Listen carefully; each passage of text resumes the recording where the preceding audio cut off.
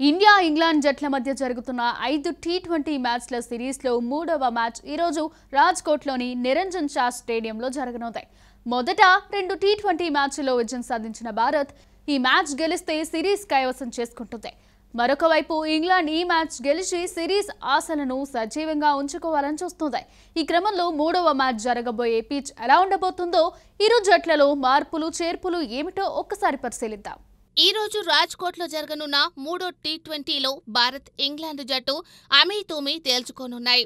ఈ మ్యాచ్లో విజయం సాధిస్తేనే టీమిండియా 2 మ్యాచ్లు మిగిలి ఉండగానే సిరీస్కు కైవసం చేసుకుంటుంది.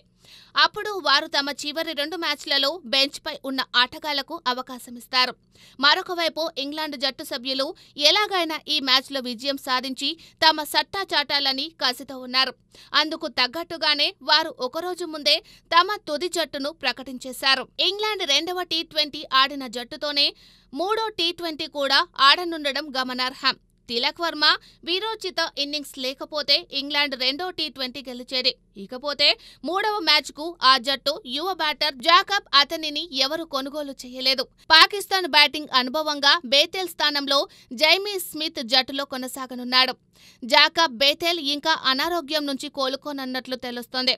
ఇక భారత్ విషయానికి వస్తే పేస్కు అనుకూలంగానే రాజ్కోట్ పిచ్ పైన స్పిన్నర్ రవి బిష్నోయ్ను పక్కన పెట్టి అతని స్థానంలో మహ్మద్ షమ్మి లేదా హర్షిత్ రాణాలను జట్టులోకి తెచ్చే అవకాశాలు పుష్కలంగా కనిపిస్తున్నాయి. ఇక పిచ్ విషయానికి వస్తే సాధారణంగా రాజ్కోట్లో బ్యాటింగ్కు అనుకూలించే పిచ్లను తయారు చేస్తారు. చివరగా భారత్ ఇక్కడ ఆడినప్పుడు శ్రీలంక పైన 228 పరుగులు సాధించింది.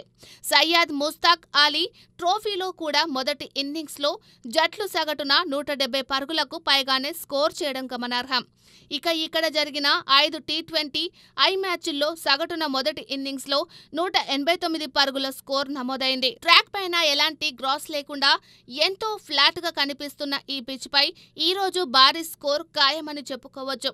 అయితే ఇక్కడ చేజింగ్ చేసిన జట్లని ఎక్కువసార్లు విజయం వరించింది కాబట్టి టాస్ కూడా కీలకం కానుంది. కాసేపు మ్యాచ్ పక్కన పెడితే మరొక కీలక విషయం ఏమిటంటే team India series pace bowler Mohammed Shami ఈ రోజైన జట్లోకి వస్తాడో లేదో అన్నది ఆసక్తికరంగా మారింది. ఛాంపియన్స్ ట్రోఫీలో బుమ్రా పాల్గొనే ఆశలు రోజురోజుకి సన్నగిల్లుతున్న నేపథ్యంలో షమికి ప్రాక్టీస్ అవసరం. అలాగే హర్షిత్ రాణా వీలైనంత ఎక్కువ మ్యాచ్లు ఆడితే బాగుంటుంది. మరి గంభీర్ దీనిపై ఎలాంటి నిర్ణయం తీసుకుంటాడో వేచి చూడాలి.